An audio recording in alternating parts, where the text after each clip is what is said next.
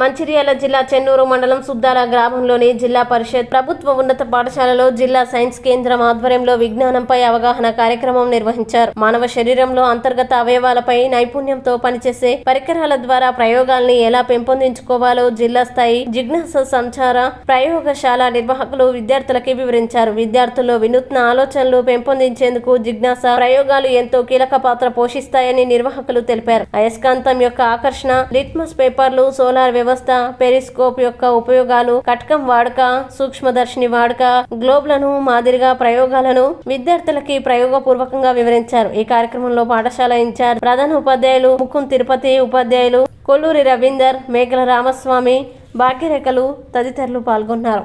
Global ఏమంటారంటే model of the earth అంటారు.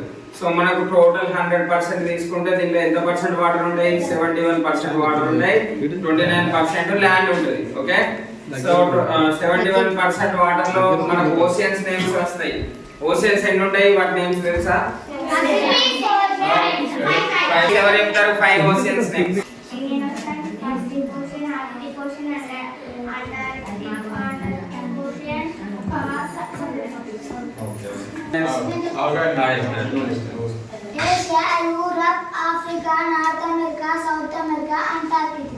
Okay, మరి ఇంకా ఈ మధ్యలో దీన్ని డివైడ్ చేసేది ఒకటి ఉంటుంది. లైన్, ఈ లైన్ ఏమంటారు?